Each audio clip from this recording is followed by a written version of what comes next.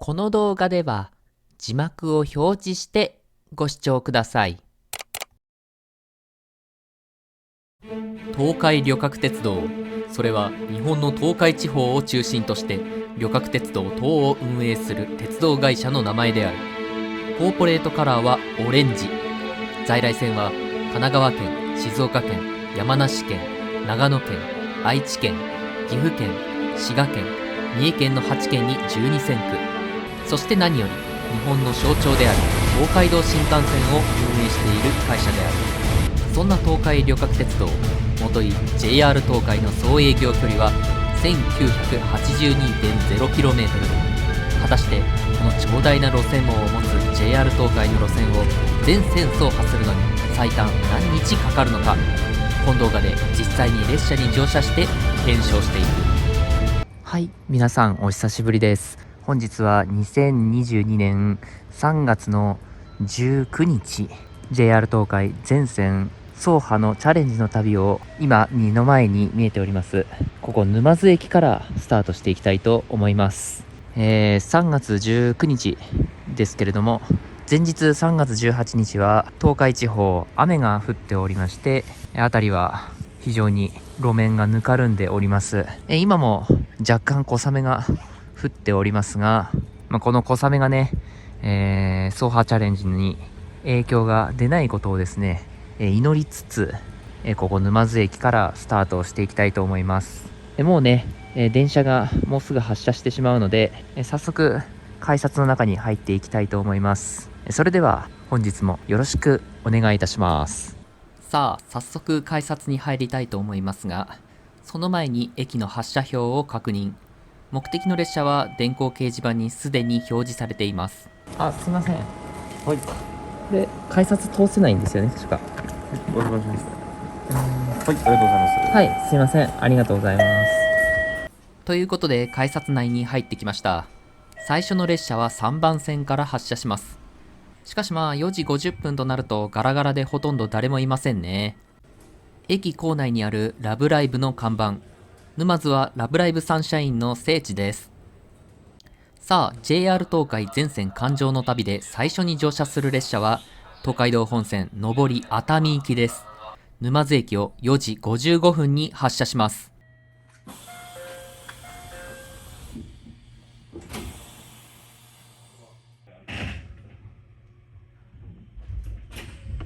電車が定刻で発車。 JR 東海全線環状の旅のスタートです。まずは分岐器を低速で通過します。分岐器の通過が完了したら再加速。次の停車駅三島駅を目指します。さて、ここで全線環状チャレンジのルール説明を行います。ルールは全部で5つです。ルール1、挑戦日、スタート、ゴールの設定は自由です。今回は静岡県の沼津駅からスタートします。 JR 東海全線をどのように回るのか、ゴールはどこなのか、そして全線環状に何日かかるのか、予想をしながら動画をご視聴ください。ルール2、途中で JR 東海の列車に乗る以外の移動方法を用いるのをありとします。今回の旅で言えば JR 東日本の路線や大手私鉄路線、地下鉄線を利用しても良いということです。また鉄道以外の移動方法も使用可能です。バスやタクシーはもちろん使用可能です。ルール3、途中で有料列車や有料座席を利用するのをありとします。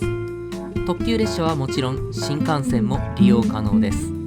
新幹線については今回東海道新幹線が対象路線に入っていますので、新幹線に乗らないという選択肢はないですね。ルール4、貨物船など JR 東海の定期旅客列車が走行していない区間は達成条件から除外します。今回このルールで深く言及しないといけないのは東海交通事業城北線です。この路線は線路設備を JR 東海が保有していますが、運行は東海交通事業という JR 東海の子会社が運営しています。そのためこの路線を制覇対象に加えるか議論になるかと思います。結論を言うと、今回は JR 東海とは違う会社の運営路線として制覇対象には加えません。理理由は簡単。JR 東海が列車を運行していないから。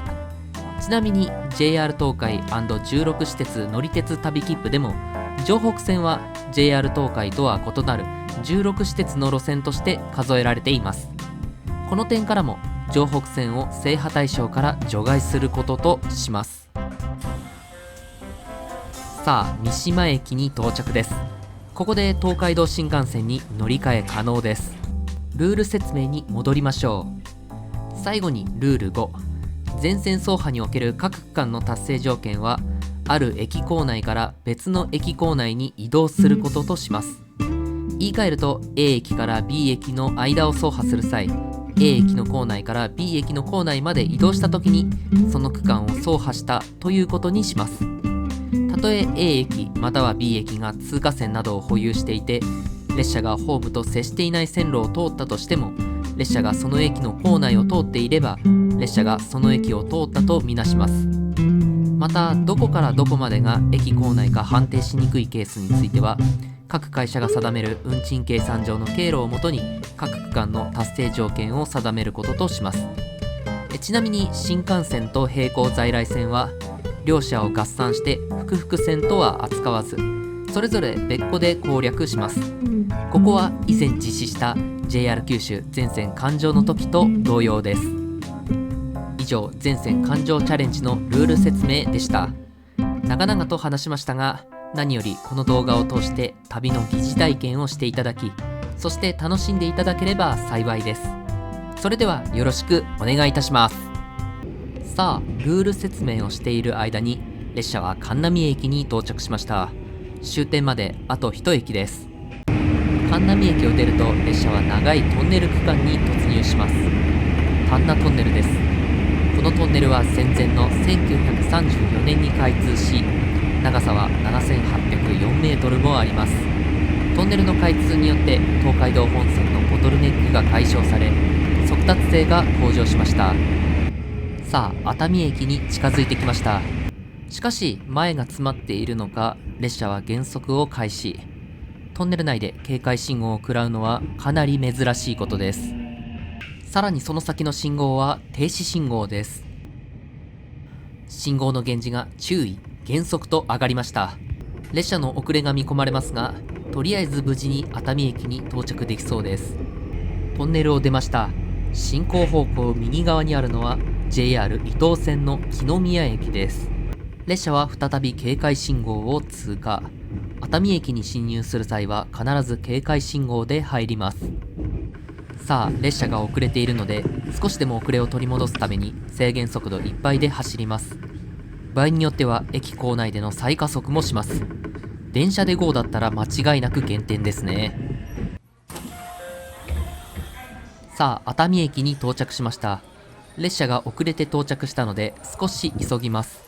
他の乗客の方も大慌てで乗り換え、接続先の列車ちゃんと待っていてくれました。熱海で JR 東海から JR 東日本へ管轄会社が変わるんですけどね。ありがたや、1回目の乗り換えでいきなり失敗なんてことにならずに済みました。熱海駅を5時18分に発車する普通列車の宇都宮行きに乗車します。列車は熱海駅を発車。車内から E257 系を見送ります。さて、沼津駅から熱海駅まではフリー切符で乗車してきました。しかしここからはフリー切符対象外なので普通の乗車券を使います。事前に購入しておいたので改札を通らずにそのまま交通駅に向かいます。現在根府川駅付近を走行中。夜が明けてきました。そして列車は小田原駅に到着しました。当駅は東海道新幹線と乗り換え可能な駅です。しかし目的地は神津駅なのでまだこのまま乗り続けます。さあ、神津駅に近づいてきました。進行方向左側から線路が近づいてきて上をまたいでいきます。神津駅に無事到着。ここで乗り換えます。乗り換え時間に余裕があるので列車のお見送りをします。 E233 系、相変わらず列車がめちゃくちゃ長い。さて、神津駅の階段を上ります。跨線橋はなかなか年季が入っています。神津駅は JR 東日本が管理する駅ですが、ここから JR 東海の路線が伸びています。列車がやってきました。次は JR 御殿場線に乗車します。313系と211系の2編成をつないで5両でやってきました。神津駅を6時3分に発車する普通列車御殿場経由の沼津行きです。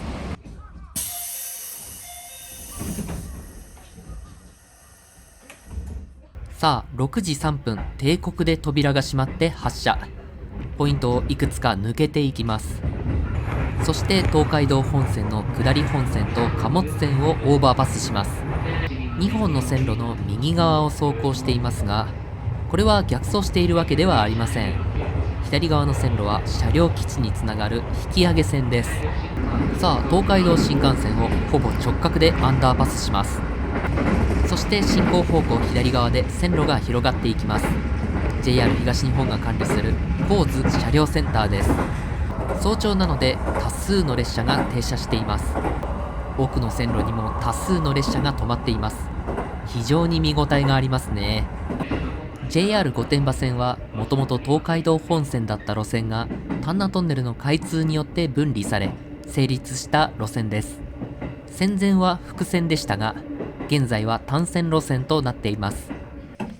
そのため途中の駅で列車同士の行き違いを行います。列車は上大井駅に到着。ここで1本目の列車交換です。対向はまたしても313系と211系の5両編成。休日なのでそんなに利用者は乗ってないんですけどね。さあ扉が閉まります。ゆっくりと発車。山北駅までは平野部を突き進んでいきます。列車は間もなく松田駅に到着します。松田駅は神津駅を出て最初の主要駅です。当駅の徒歩圏内に小田急新松田駅があり、小田急小田原線と乗り換え可能となっています。その小田急小田原線をオーバーパス、そして JR 線と小田急線をつなぐ連絡線と合流します。普段は特急富士山がこの線路を使用して JR 線と小田急線を直通しています。他にも車両製造メーカーと小田急電鉄で車両の受け渡しをする際にもこの線路を使用しています。松田駅に無事到着。記念に駅名標を撮影します。松田駅発車後も引き続き御殿場線を攻略します。松田駅から東山北駅までは比較的直線なので、今までで一番速い速度で走行しています。そして列車は山北駅に到着です。ここで列車同士の行き違いがあるため、警戒信号で駅構内に進入します。山北駅に到着。反対側に電車が止まっています。山北駅を出ると桜の木の下を通ります。ここは春になると満開の桜を見ることができます。残念ながら3月の中旬なのでまだ咲いていませんでした。車内は自分以外誰もいません。これから先まだ御殿場駅から沼津駅までの区間が残っていますので、そこで人が増えることを祈ります。まもなく御殿場駅です。方角的にはここで富士山が見えるはずですが、曇り模様のため残念ながら見えず、ちなみに晴れていればこんな景色が見える予定でした。列車はそのまま御殿場駅構内に進入します。路線名の由来ともなっている駅です。御殿場駅に無事到着。停車時間が長いので駅名標を撮影します。御殿場駅は2面3線の駅です。主要駅だけにホーム、発着線の数が多いです。御殿場駅でも当然のごとく列車の行き違いを行います。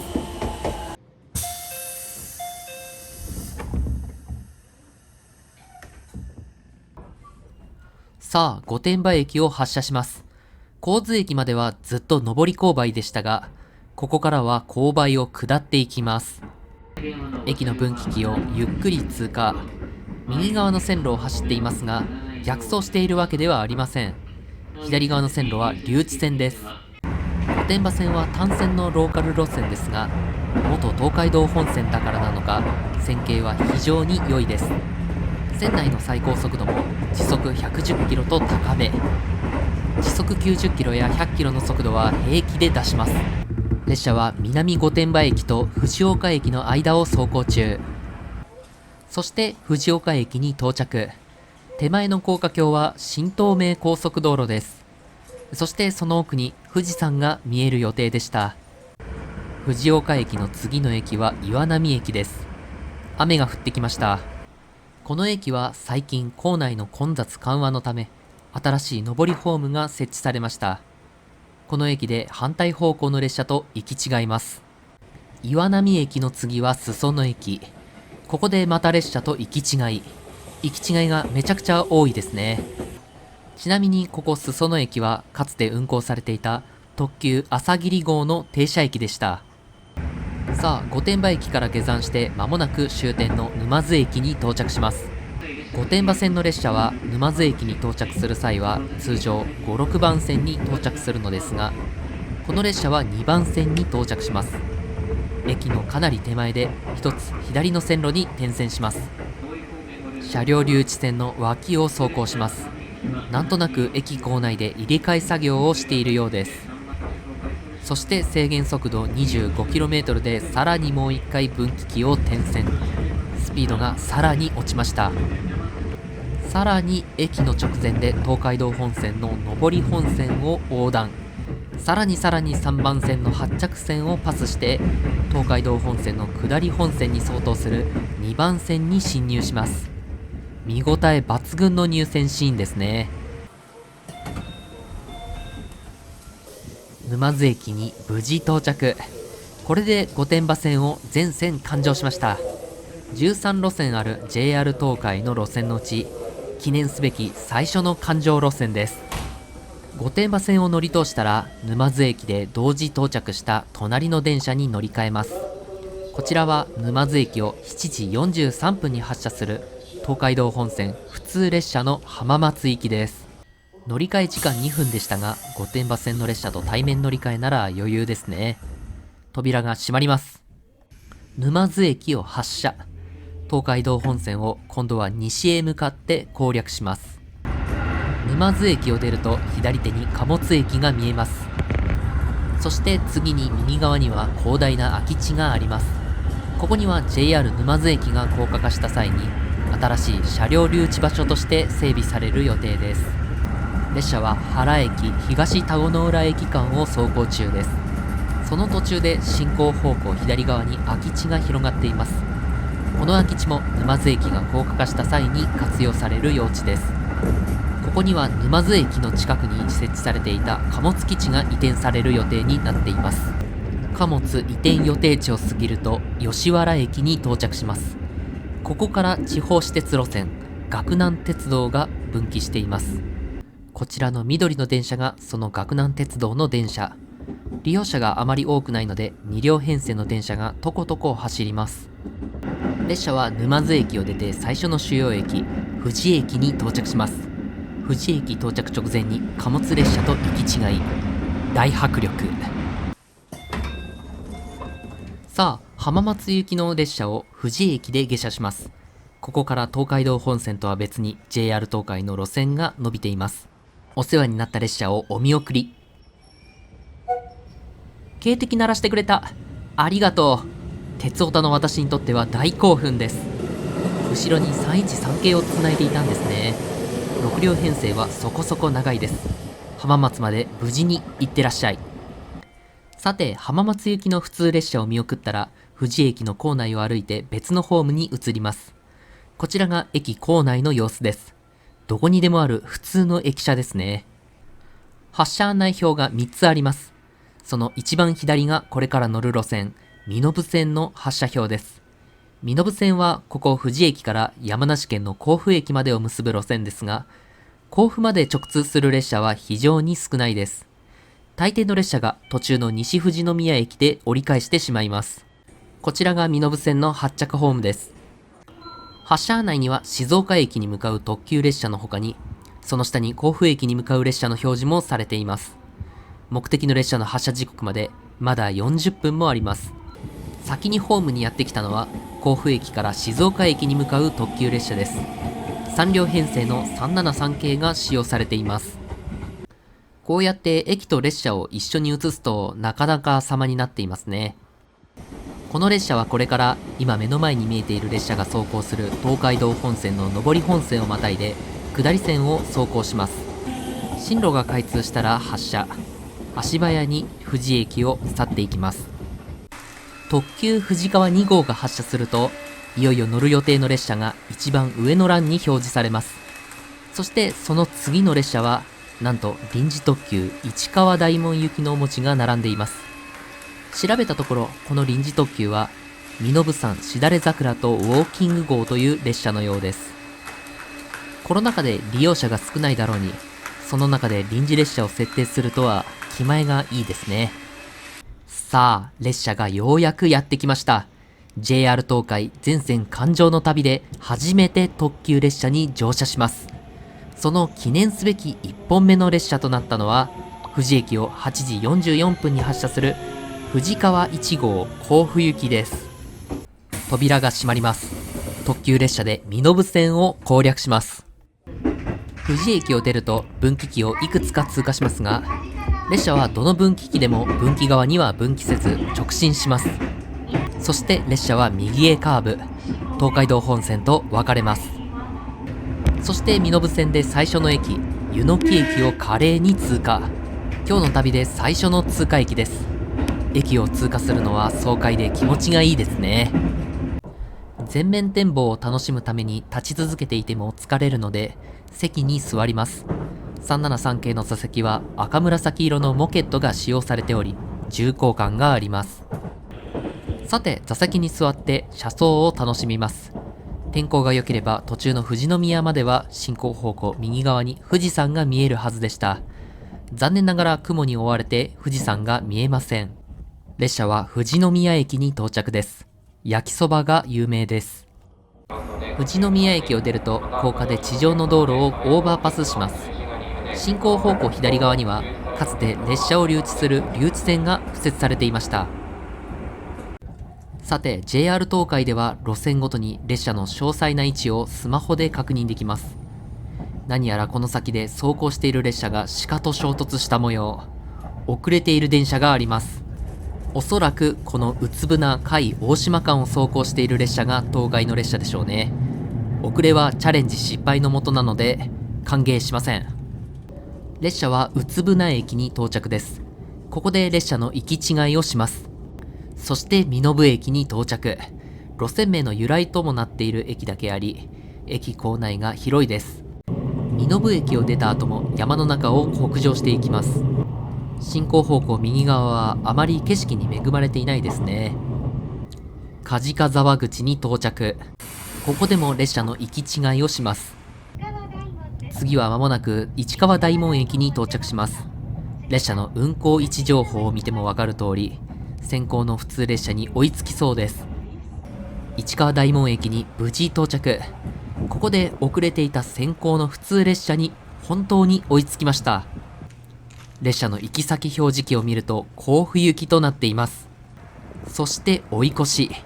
単線区間なのにこんな光景が見られるんですね。特急が走る路線ならではでしょうか。特急料金を徴収する列車が優先して運転されるようです。市川大門駅を出ると景色が開けた平野部を走行します。列車は笛吹川を横断します。さあ、甲府駅に間もなく到着します。進行方向右側に線路が2本並んでいますが、こちらは JR 東日本管轄の中央本線です。列車は甲府駅の4番線に到着します。分岐器を分岐側に通過。そして停車します。甲府駅に無事定刻で到着。特急優先で運行してくれたおかげです。373系のご尊顔を撮影。そして甲府駅の駅名表を撮影します。甲府駅の到着をもって身延線を全線環状しました。13路線ある JR 東海の路線のうち2路線を完全制覇です。さあ、次に乗車するのは富士川1号と同じ列車。甲府駅を10時44分に発車する特急富士川6号静岡行きです。また特急列車に乗車して身延線を往復します。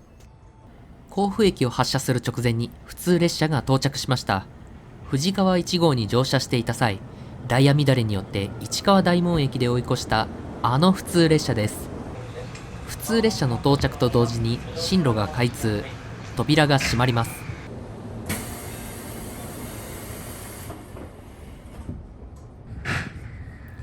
甲府駅を発車。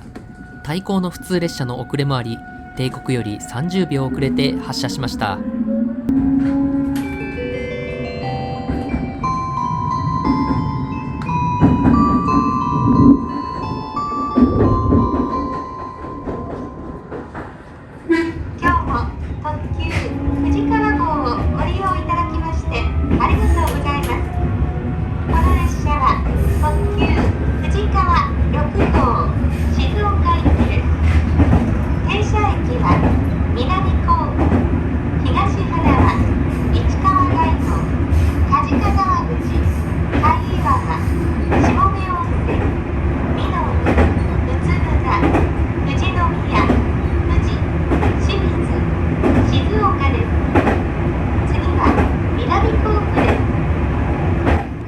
さあ、甲府駅を出て最初の駅、可燃亭駅を通過します。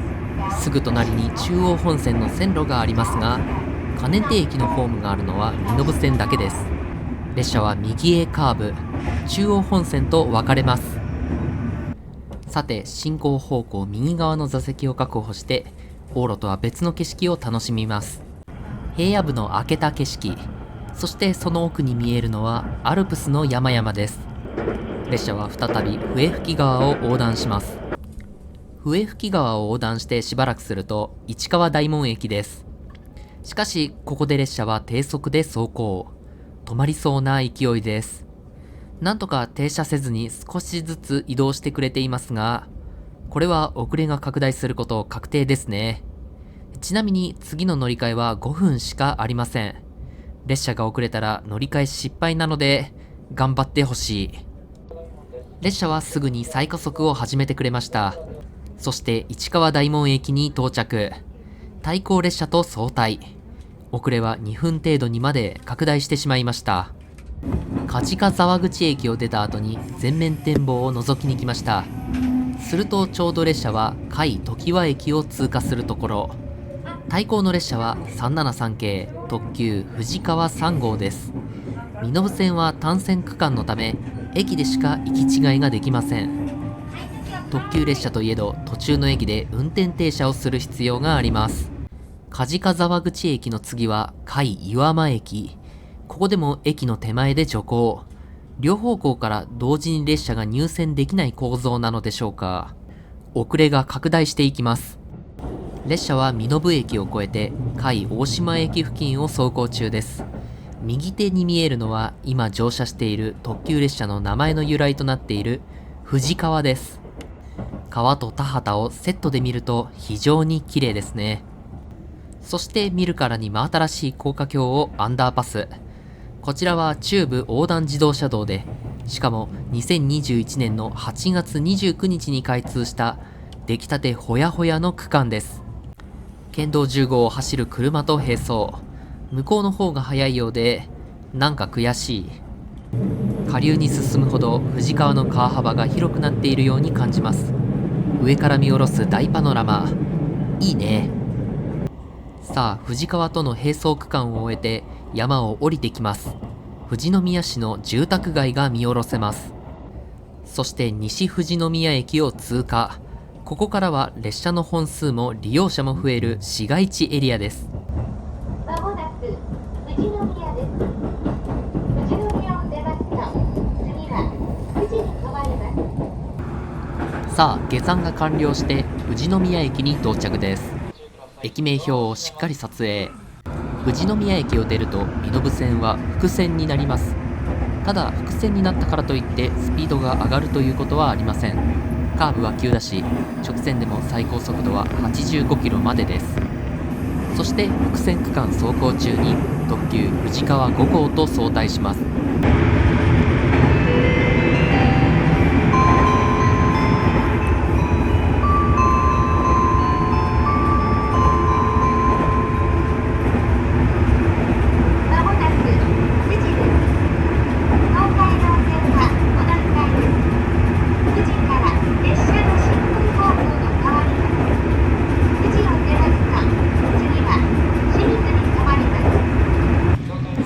放送にもある通り、まもなく富士に到着です。進行方向右手より東海道本線と合流してきました。線路を転線し2番線に到着。これで身延線の往復が完了です。駅名標撮影の儀式。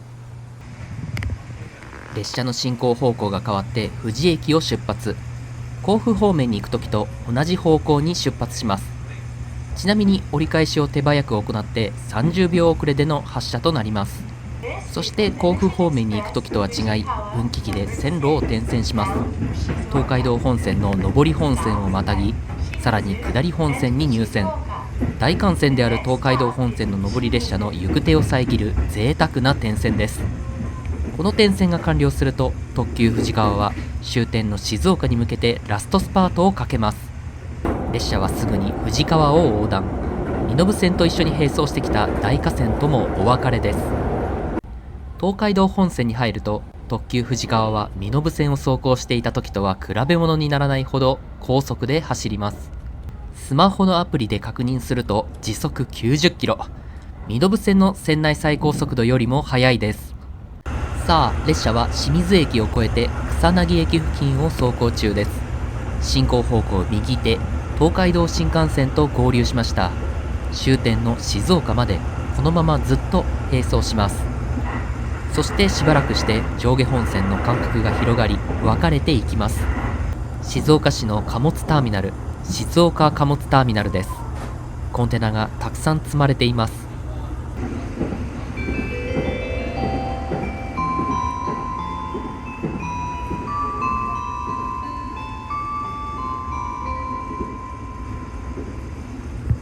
ご乗車ありがとうございました。まもなく終点静岡です。新幹線東海道線はお乗り換えです。県都静岡に到着です。線路が3本に増えました。一番右の線路は静岡車両区につながる線路です。そして列車は分岐器を分岐側に通過して3番線に入線。特急富士川での旅もこれで完全終了です。静岡駅に無事定刻で到着。これで東海道本線は熱海駅から静岡駅まで乗り通しました。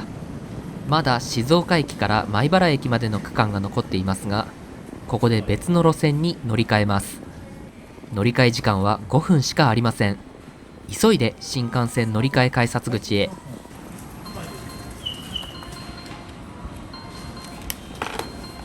はい、ありがとうございます。無事に改札を通過することができました。電光掲示板には乗る予定の列車が表示されています。目的の新幹線はまだ扉を開けたまま停車中。無事に乗り換え成功です。さあ皆様お待たせいたしました。 JR 東海全線環状の大本命。これに乗らなきゃ JR 東海の旅とは言えません。東海道新幹線。記念すべき1本目の新幹線は静岡駅から乗車します。13時7分発の光511号岡山行きです。使用列車は東海道新幹線の最新列車 N700S。 ピカピカの新車です。金色のスプリームの文字。いざ乗車、乗る。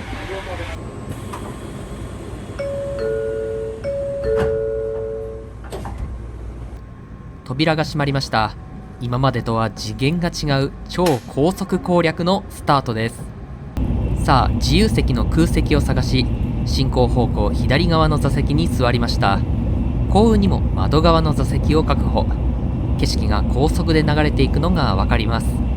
列車の速度は時速275キロ。在来線では考えられないスピードです。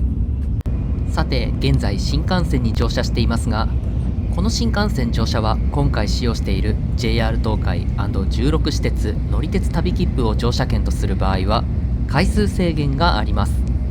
乗車券としてこの切符で新幹線に乗車できるのは切符1枚につき4回まで。それ以上は乗車券として使用できません。東海道新幹線に乗車できる数少ないフリー切符ですが、回数制限がある点については注意が必要です。ちなみに乗車回数をカウントする方法ですが、JR 東海 &16 私鉄乗り鉄旅切符を購入した時に一緒にもらえるこちらの切符を使います。この切符にはハンコを押す箇所が4箇所あり、新幹線に乗車する際に新幹線改札口でハンコを押してもらうことでカウントします。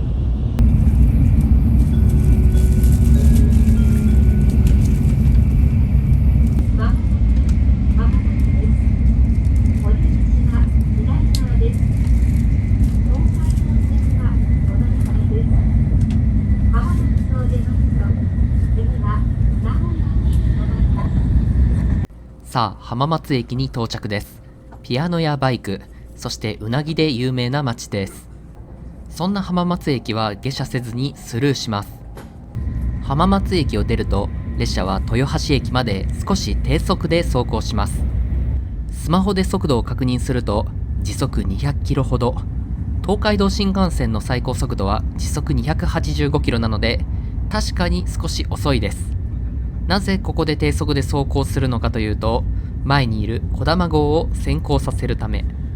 この先三河安城駅でこだま号を追い越す予定です。さあ、浜松駅を出ると浜名湖が見えます。ここが東海道新幹線の絶景ポイントの一つとなっています。列車は豊橋駅を通過。列車の速度は時速245キロまで上がりました。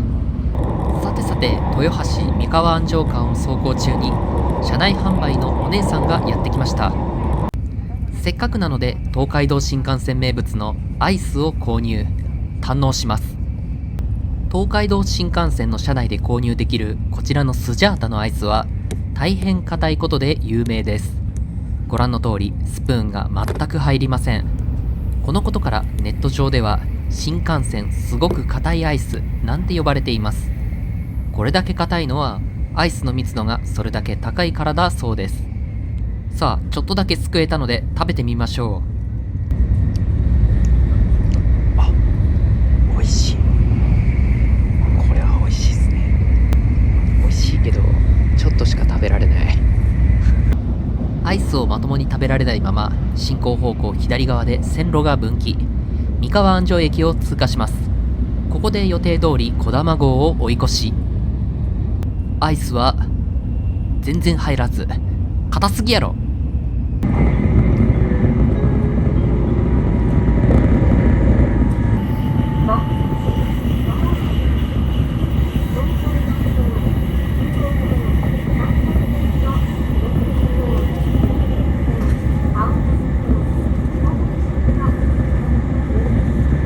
さあ、名古屋駅到着前に線路を何本もオーバーパス。この列車は16番線に到着します。 JR 東海のお膝元、東海地方の中心地に到着です。アイスはそこそこ食べられました。名古屋駅でも光号は下車しません。中部地方を一気に貫通し、次の停車駅は京都です。次の停車駅が京都ということは、現在使用しているフリー切符の適用範囲の外に出てしまうことになります。そのため別の乗車券と特急券が必要になります。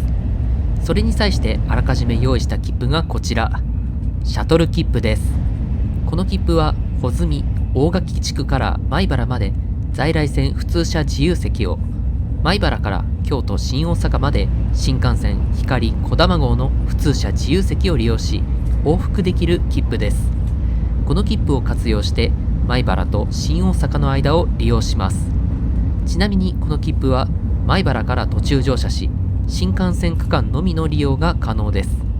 また米原駅で必ずしも改札を通る必要はありません。今回のように JR 東海 &16 私鉄乗り鉄旅切符および自由席特急券を併用して米原駅を通過する光号の自由席を利用することも可能です。さあ、新幹線は北陸本線をオーバーパス、米原駅を通過しました。先ほど説明した通り、ここまではフリー切符と静岡米原間の特急券を使用してきましたが、ここからはシャトル切符の利用区間となります。米原駅を通過してしばらくすると、進行方向右側で地上を走る線路と並走します。近江鉄道本線です。偶然ですが新幹線同士の行き違いを撮影。東海道新幹線の列車の長さは約400メートルありますが、一瞬で視界から消え去ります。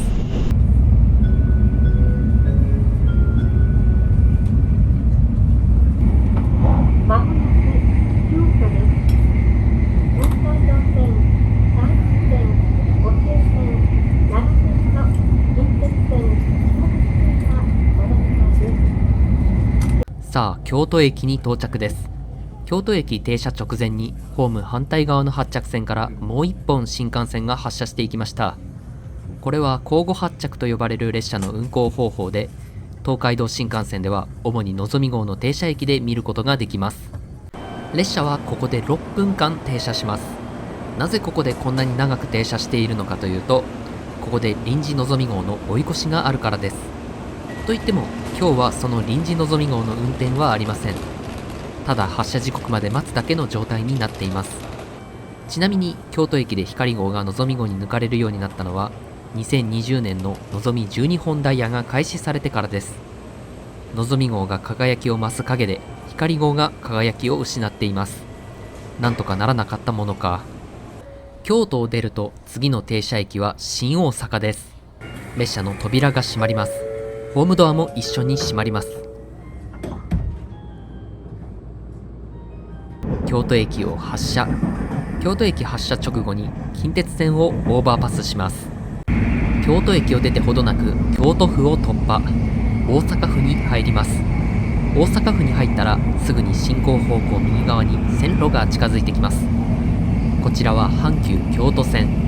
かつてはこの付近の阪急線を高架化させるために新幹線の線路を阪急電車が通行していたことで有名です。さあ、次は鳥飼車両基地の脇を通過します。東海道新幹線の大阪側の車両基地です。非常に大規模な車両基地で新幹線が多数停車しています。そして車両基地を過ぎ去ったところで近畿自動車道をまたぎ、同時に鳥飼車両基地につながる車庫線と合流します。車両基地を通り過ぎたら新大阪駅に到着です。今2019年に開通した大阪東線の線路をオーバーパスしました。列車は無事に新大阪駅に到着です。ここで東海道新幹線は終点となります。光号による乗り尽くしにより東海道新幹線は静岡駅から新大阪駅まで攻略しました。今乗っている光号はここから西は山陽新幹線という別の路線に入るので、ここで下車します。こちらが新大阪駅のホーム下コンコース。さすが関西のハブターミナルだけあり人が大勢います。新大阪駅で改札を1回抜けます。これで1回出たいんですけど、静岡から乗ってで新大阪。だいぶ時間がかかってますね。まあ超特殊な乗り方をしているので致し方ないでしょう。すいません。無事に改札を抜けることができました。こちらが午後3時の新大阪駅改札外の様子。改札内よりもさらに人が多くいました。さあ、干渉に浸る間もなく新大阪駅を折り返していきます。東海道新幹線の発車案内表はのぞみとそれ以外に分かれて表示されています。改札に切符を1枚通します。次に使用するのはこちら、シャトル切符の帰りの切符です。シャトル切符は往復切符なので行きの切符もあれば当然帰りの切符もあります。次に乗る列車は24番線から発車します。24番線列車到着しております。危険ですので列車が完全に止まるまで黄色い点字ブロック内側で列車の到着をお待ちください。到着の列車は15時18分発光656号東京駅です。自由席は列車向かいまして左側1号車から5号車です。15時18分の発車までしばらくお待ちください。やってきたのはまたしても最新車両 N700S。 まだ N700A の方が大多数だと思いますが運がめちゃくちゃいいです。さて、自由席は列車の後方にあるのでそこまで歩きます。その間に東京方面からのぞみ号が到着。自由席の車両まで来ました。5号車に乗車します。ご覧の通り人はおらずガラガラです。列車の扉が閉まります。わずか20分しか新大阪に滞在していませんでした。もう一度車両基地を通過。新幹線がたくさん止まっているところを見ると、今日の新幹線の稼働率は低いようです。阪急京都線とまた並走、そして特急列車を追い抜きました。圧倒的速度差、圧倒的優越感。かつては国鉄特急つばめを大山崎駅付近で追い抜かしたという逸話を持つ阪急電車も、新幹線の前ではなすすべもありません。さあ、進行方向左側には京都貨物ターミナルが見えます。近鉄京都線を再びオーバーパス。京都駅に戻ってきました。京都駅では当然下車しません。出発と同時に偶然奈良線の電車と並走。京都府を越えて滋賀県に戻ってきました。栗東市にある東海道新幹線の保守基地、栗東信号場を通過。まもなく米原駅に到着です。米原駅停車直前に JR 琵琶湖線をオーバーパス。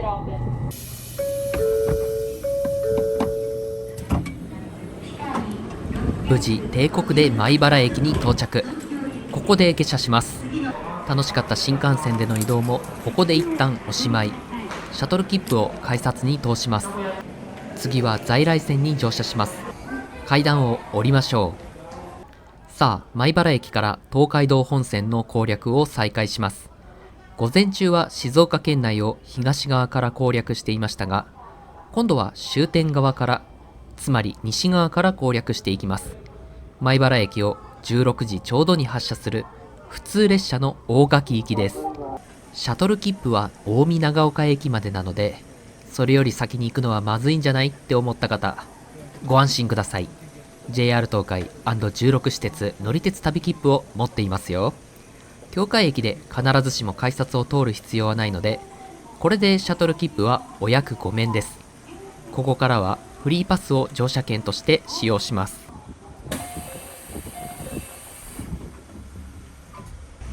16時ジャスト、扉が閉まりました。米原駅を出発します。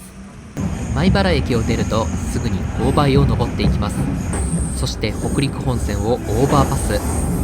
ここ米原駅では在来線は東海道本線から北陸新幹線が分岐していますが、その分岐部は立体交差になっています。しばらくすると東海道本線の下り本線と合流。ここからは線路が2本並ぶ複線で進みます。列車は2駅進んで大見長岡駅に到着。今日のために前日車でここまで来てシャトル切符を購入しました。さらに進んで関ヶ原駅に到着しました。ここから先東海道本線は少し特殊な配線となっています。関ヶ原駅を出るとすぐ隣の線路と高低差が出てきます。そして列車が走っている上り本線は隣の線路の下をくぐります。上の線路は進行方向左の方へ離れていきました。そして前方に目を戻すと右手にもう一本線路が。こちらは東海道本線の下り線です。じゃあさっき離れていった線路は何かというと、あちらも東海道本線の線路です。どういうことや、下り線が2本あるやないかと思うでしょう。はい、その通り。ここ関ヶ原からこの先の南荒尾信号場までは下り線が2本敷設されています。今進行方向右側にある線路は東海道線開通時からある垂井駅経由の線路。そして先ほど分かれた線路は貨物列車や特急列車など垂井駅を停車しない列車が使う線路です。この区間は関ヶ原越えと呼ばれる昔から勾配の厳しい難所でした。勾配が厳しい区間は列車を運行する上でボトルネックとなるため、これを緩和するために勾配の緩い新しい下り線路が敷設されました。下り線が2本あるため、新しく敷設された貨物および特急用の線路は新垂井線と呼ばれています。一方右側にある東海道線開業時からある既存の線路は垂井線と呼ばれています。この2つの線路は線跡としてはどちらも東海道線となっています。したがって今上り線路を走行していますが、関ヶ原駅から南荒尾信号場までの垂井駅を経由する区間についてはこれで完乗したこととします。列車の速度は時速110キロ。各駅に停車する普通列車ですがかなり高速で走行します。さあ進行方向左側から線路が近づいてきました。関ヶ原駅で分かれた貨物特急用の観光売線路です。列車はそれをオーバーパス、そしてさらにもう一本左手から線路が合流します。ここが南荒尾信号場です。南荒尾信号場を過ぎると今度は右手に列車がたくさん止まっている車両基地が見えてきます。列車は終点の大垣駅に到着です。終点なので当然下車。車両から大量の乗客が吐き出されます。さあ次に乗車する列車はさっきの列車の到着ホームと同じホームから発車します。同じホームから発車するといってもホームを切り替えて設置した3番線から発車します。乗り換え時間はわずか3分でしたが無事に乗り継ぎ成功。次は東海道本線の支線美濃赤坂線を攻略します。大垣駅を16時37分に発車する普通列車の美濃赤坂行きです。列車の扉が閉まります。さっき来た道を戻ります。この列車は普通列車の美濃赤坂行き南蛮列車です。次は荒尾です。放送にもある通りこの列車はワンマン列車です。2人乗務員さんがいらっしゃいますけどね。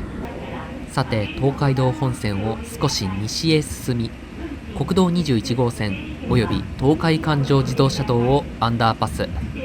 その直後で分岐器を分岐側に通過しました。南荒尾信号場です。この南荒尾信号場は東海道本線の下り本線が2本に分かれるだけでなくこの美濃赤坂線も分岐していきます。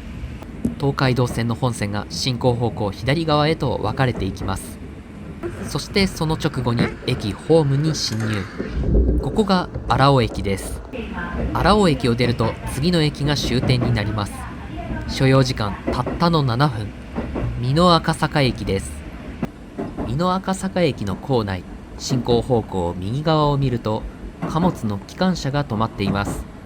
この美濃赤坂線はわずか 1.9km の短い路線ながら貨物列車が運行されています。というよりそもそもこの路線は美濃赤坂周辺で産出される石灰石や大理石を輸送するために敷設された線路です。そんな美濃赤坂駅に無事到着。ここで旅客運用区間は終わり美濃赤坂線環状です。さてこちらが美濃赤坂駅の駅舎。JR 東海が管轄している駅とは思えないほど古びています。駅舎は木造。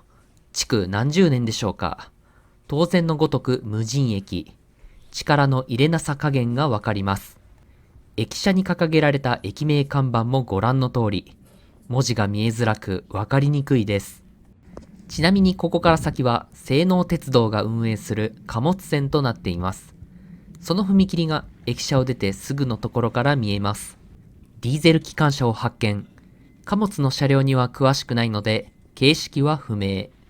さあ同じ列車で大垣に戻ります。一旦車両から追い出されましたが折り返し時間が8分しかないのでそのうち扉が開くでしょう。発車時刻は16時52分の予定です。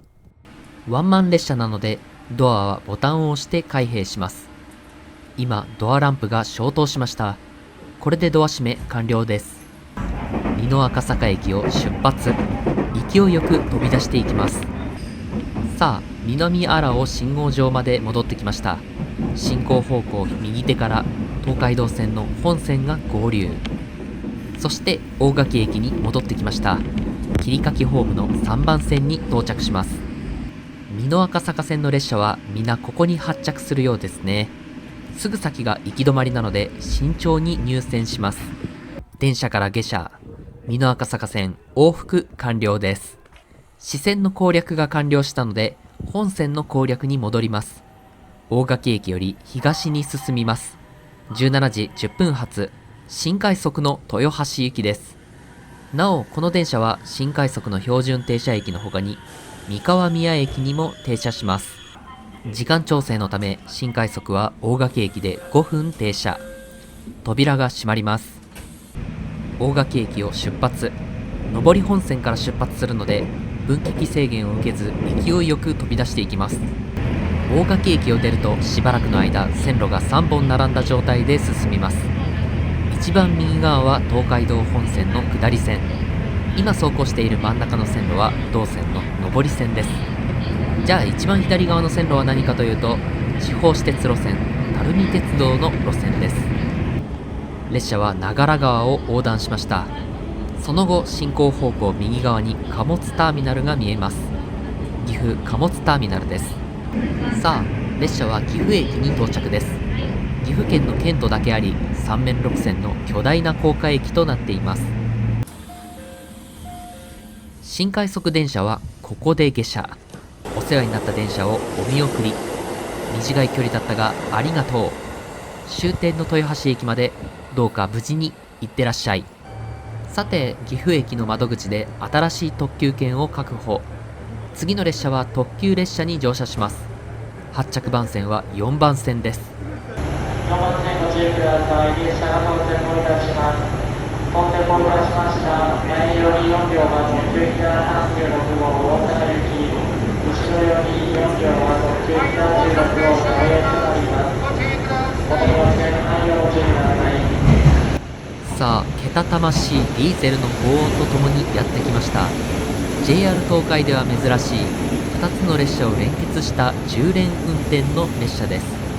特急ひだに乗車します。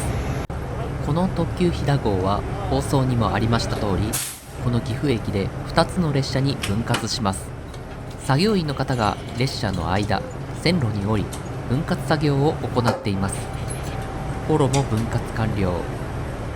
大変危険な作業にもかかわらずテキパキとこなす姿には頭が上がりません。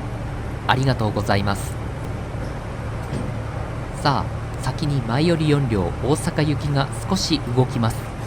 2つの列車の距離が完全に離れました。これで分割作業が完了です。安全に分割ができたことを確認し、先に名古屋行きの特急ひだ16号が発車していきます。さあ目的の列車に乗り込みましょう。岐阜駅を17時44分に発車する特急ひだ36号大阪行きです。列車の扉が閉まります。岐阜駅をゆっくりと出発。この度初の気動車乗車です。乗車した特急ひだは1日1往復だけ運転されている大阪駅直通の列車です。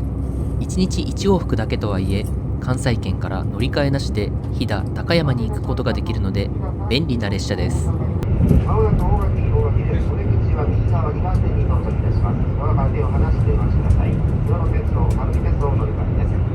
大垣を出ますと次は米原に停車いたします。場面をカットして大垣駅を発車。次の停車駅は米原駅です。大垣南荒尾間を走行するのはこれで4回目です。さあ南荒尾信号場に来ました。場内信号が今度は貨物線側に進行信号を現示しています。南荒尾信号場を高速で通過。通過後右へカーブし上り本線をアンダーパスしていきます。ここからは先ほども説明した通り戦後に敷設された観光売の貨物特急用線路新垂井線を走行します。米原から大垣に来た時は垂井駅経由のルートを通りましたが、垂井駅を経由していないルートは未定のままです。ルール上垂井駅を経由しない区間も制覇対象のため攻略にかかります。ちなみに今全面展望を撮影していますが、この新垂井線の全面展望を撮影できるのはこの列車だけです。他に新垂井線を走行する列車は特急白鷺号がありますが、こちらの列車からは全面展望を楽しむことはできません。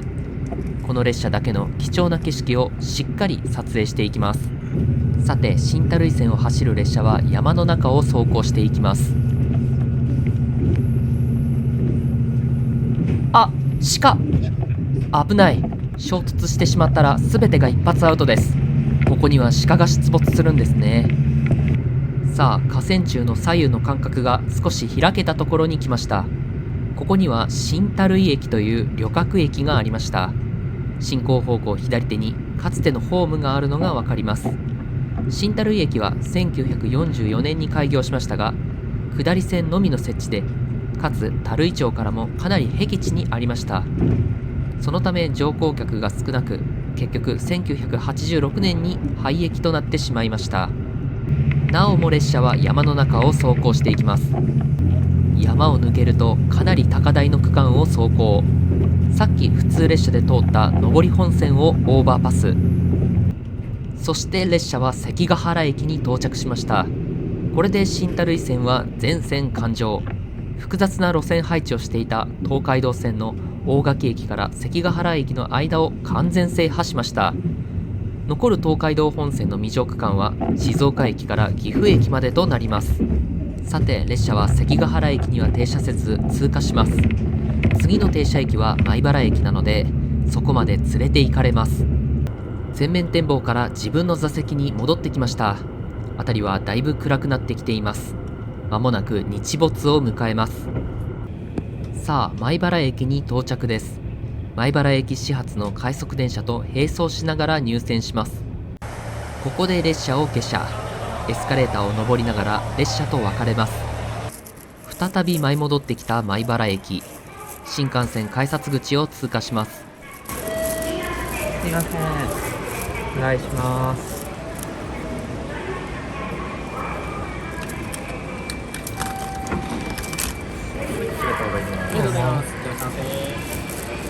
改札を無事通過。名古屋、東京方面であることを確認しながら階段を上ります。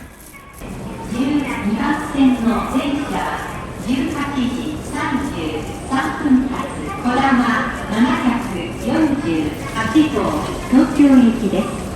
次の停車駅は岐阜羽島です。さあ、乗り換え時間が11分しかありませんでしたが、無事乗り継ぎができそうです。またしても N700S といっても、この列車は N700S 固定の運用なので驚きはないですけどね。自由席の一番端の車両1号車に乗車します。端の車両だとさすがに誰もいませんね。発車ベルが鳴ります。ドアを閉まります。安全よし。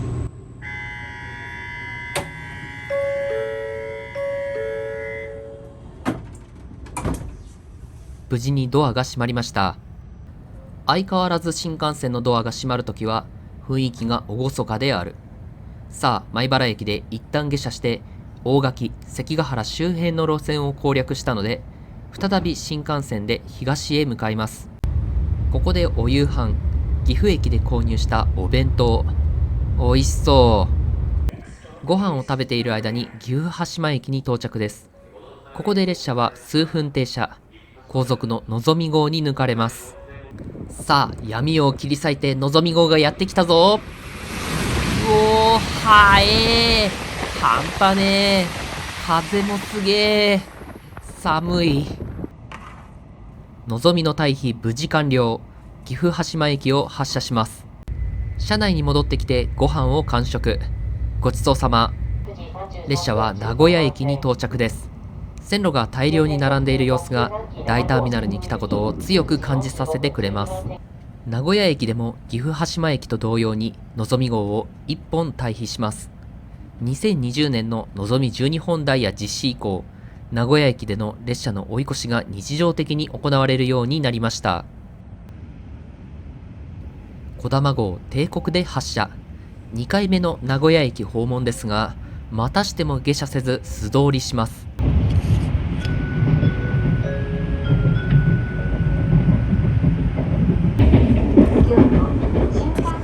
ご利用くださいましてありがとうございます。この電車はこだま号東京行きです。終点東京までの各駅に停まります。さあ、夜の東海道新幹線をかけていきます。次は三河安城駅に停車します。三河安城駅でも列車の追い越しがあります。せっかくなので撮影するために下車。赤く鋭く光る眼光、かっこよす。通過列車を待っていると、反対側の新大阪方面にもこだま号が到着しました。そして新幹線通過。大迫力。通過が終わったらすぐに発車するので車内に戻ります。三河安城駅では東海道本線に乗り換え可能ですが、ここでも下車せず乗り続けます。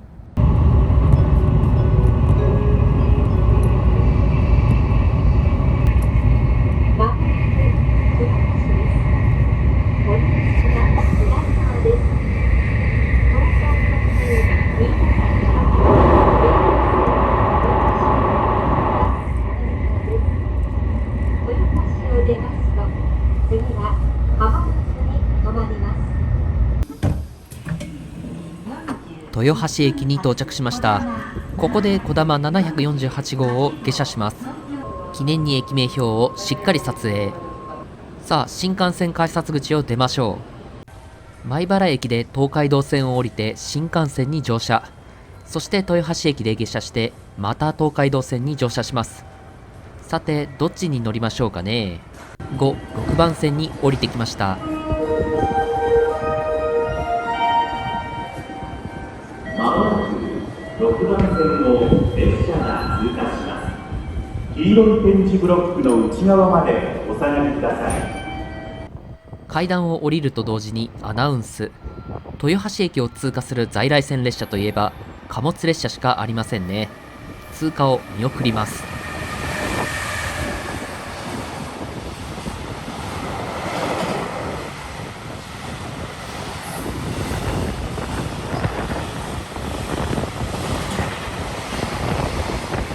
新幹線とは別の意味で大迫力。それにしても列車が抜け切るまで時間がかかりますね。めちゃくちゃ列車が長いです。さあ、次は今5番線に停車しているこちらの列車に乗車します。豊橋駅を19時48分に発車する特別快速の大垣行きです。さあ、扉が閉まります。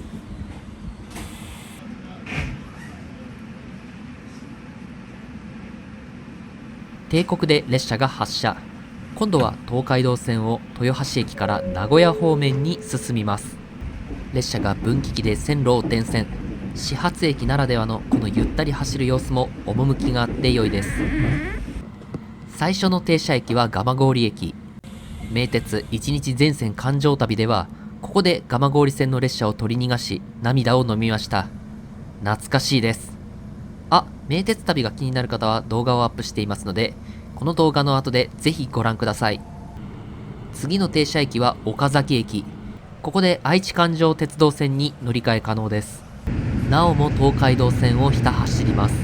列車は間もなく刈谷駅に到着です。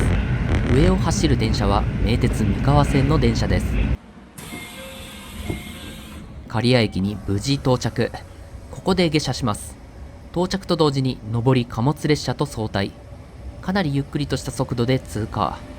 そして貨物列車が通過している最中に特別快速が発車します。さあ、次はホーム反対側に停車しているこちらの電車に乗車します。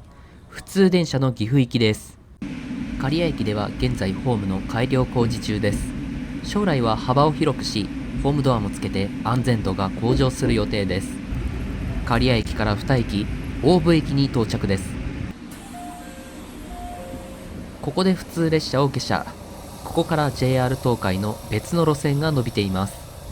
大府駅の駅名標撮影。乗り換え時間があるので普通列車を見送ります。跨線橋にある列車の発車案内表示を確認。次の列車は2番線から発車するようです。階段を降りましょう。さあ、列車がやってきました。大府駅で東海道線の攻略を打ち切って乗車するのは武豊線の列車です。311系がやってきました。今日2回目です。大府駅を20時44分に発車する区間快速の武豊行きです。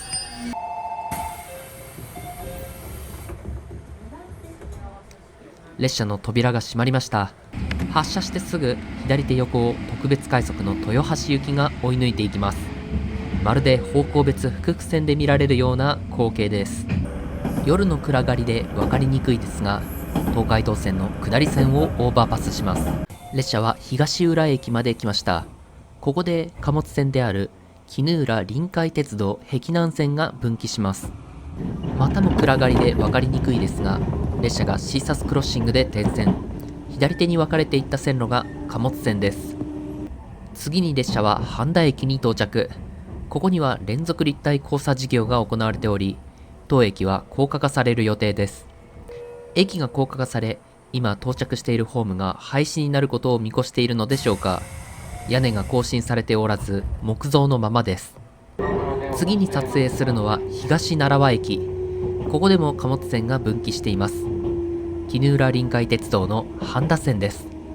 竹豊線は東海道本線の支線のように伸びる路線ですが、貨物列車も走行する路線です。今、進行方向左側より線路が近づいてきました。こちらが半田線です。東奈良輪駅に到着。次の駅が終点の竹豊駅です。その竹豊駅、東奈良輪駅から4分走行して無事に到着です。これで竹豊線を全線完乗。身延線以来久しぶりの全線攻略です。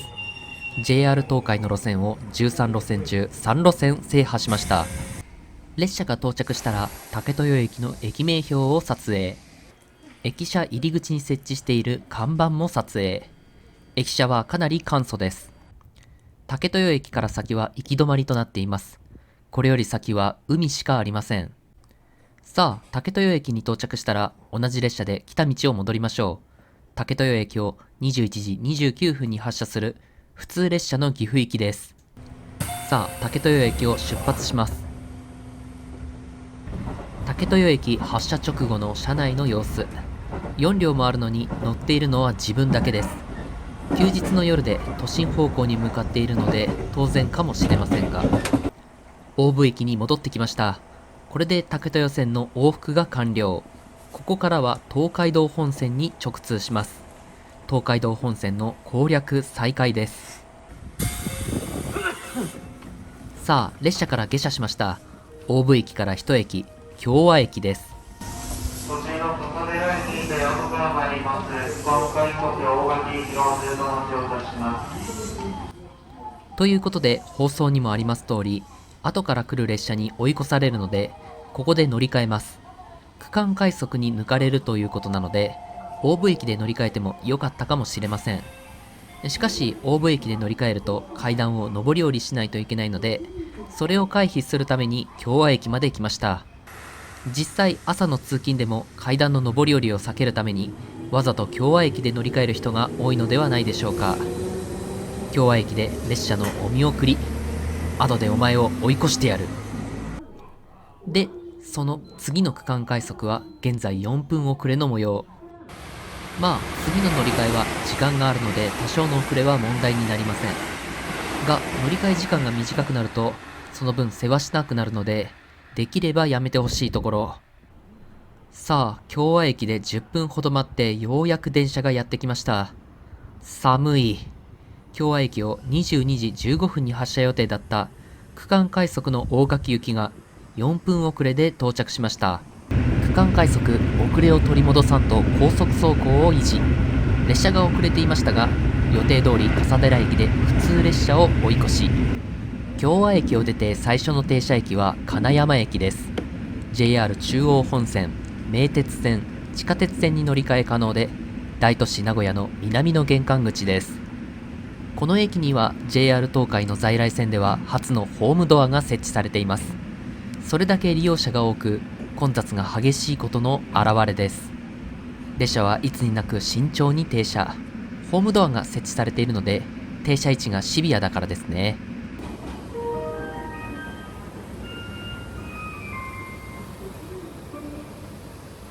ホームドアが開閉する時のメロディーは東海道新幹線で使用されているものと同じ。さすが JR 東海。さて、区間快速は順調に走行して名古屋駅に間もなく到着です。進行方向右側に名鉄線、左側には中央本線と東海道新幹線があります。そして名古屋駅の周辺にはご覧の通り青色の LED ランプが地面に大量に設置されています。これは列車進路地上表示装置といって、作業員に列車の走行経路を伝えるものだそうです。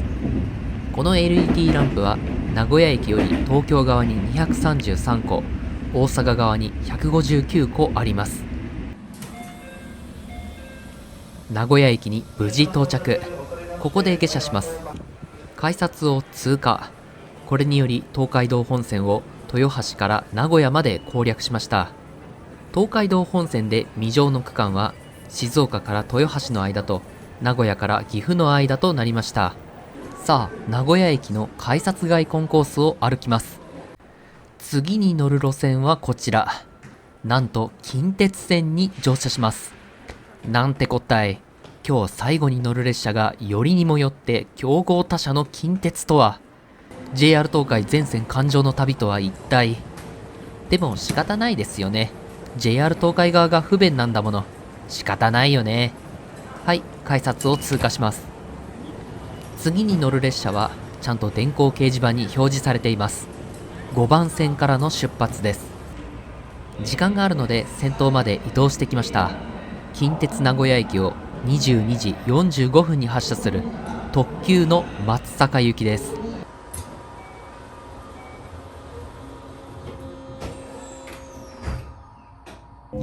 近鉄名古屋駅を発車。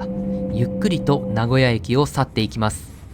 それにしてももう23時を回ろうとしているのに、こんな遅くまで特急を運転しているなんてすごいですね。近鉄は JR が不便というより近鉄が便利すぎるのかもしれません。お待たせしました。近鉄特急をご利用いただきありがとうございます。この電車は松阪行き特急です。途中桑名、四日市、白子、津、久井、伊勢中川に停まります。次は桑名です。さあ、夜の近鉄線をかけていきます。時刻はもう23時。今日は4時50分から旅をスタートしていますので、さすがに疲れてきました。外の景色もあまり楽しめないので一眠りしたいと思います。目的地まで一気にカット。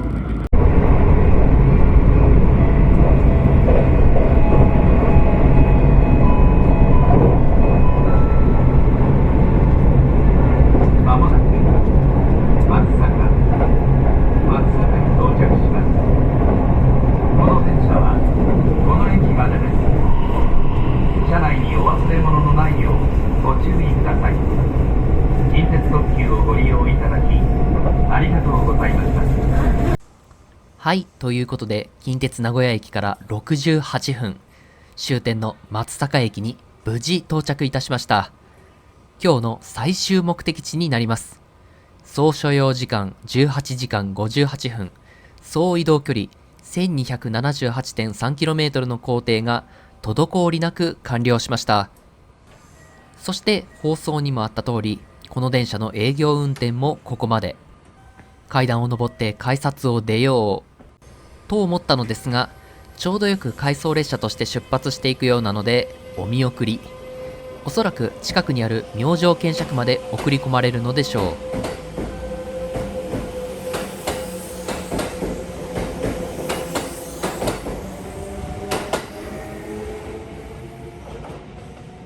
はい、到着しました。松阪です。JR 線はもう完全に終了。近鉄も、明星行きの電車、普通電車以外は全部終了ということで、いや眠い。さあ出ましょう。一旦出口にね、南口の方にホテルがありますんで行きたいと思います。はい、ということで南側の松阪に出てきました。JR の松阪と書いてあります。今ただいまをもって0時になりました。明日はここ松阪から2日目の JR 東海全線走破旅に入っていきたいと思います。